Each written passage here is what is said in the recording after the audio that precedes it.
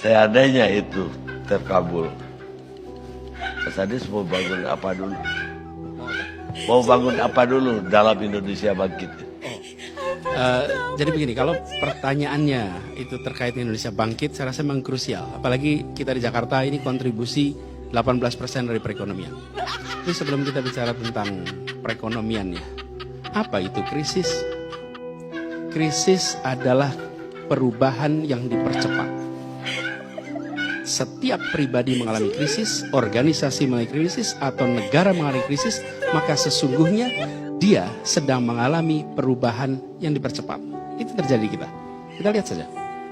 Bagaimana ketika pandemi itu dinyatakan tanggal 11 Maret 2020. Pada saat itu dinyatakan sebagai pandemi, kami tanya pada para ahli, ini apa artinya ketika epidemik disebut jadi pandemi? Salah seorang ahli epidemiologis itu mengatakan kepada saya, Pak Panduryono, Mas, ini artinya akan panjang. Mungkin sampai akhir masa tugas di Jakarta, kita akan masih mengalami pandemi. Pada saat itu, banyak dari kita yang masih belum menyadari magnitudenya. Dan begitu dinyatakan sebagai pandemi, berubah sekali. Hari ini kita mendengar testing. Siapa saja melakukan testing gejala, coba cari PCR lab. Bang Karni, 2 tahun lalu yang namanya PCR itu kita awam, nggak tahu itu apa. Oke? Alat yang kita miliki di Jakarta, kemampuan melakukan testing per hari maksimal 150 sampel per hari. Muncullah krisis ini, Pak. Begitu muncul krisis, langsung kita harus mengubah. Dulu alat ini dipakai untuk riset, karena itu kapasitasnya kecil, sampel-sampel untuk riset. Mendadak dipakai alat diagnosa. Diagnosa untuk ukuran penyakit yang kolosal. Berubah cara kita mengelola. Langsung dilakukan penyesuaian-penyesuaian.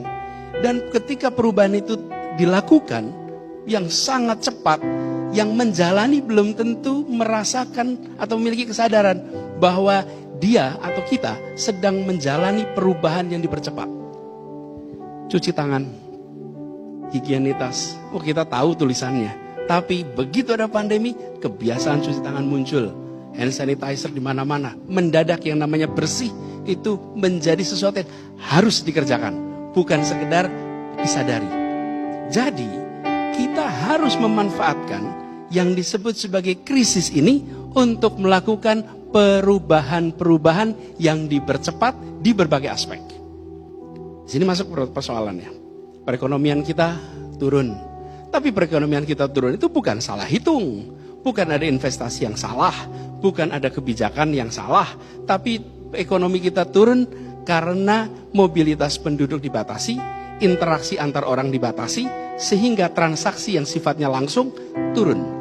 Tapi transaksi yang tidak face to face mengalami lonjakan.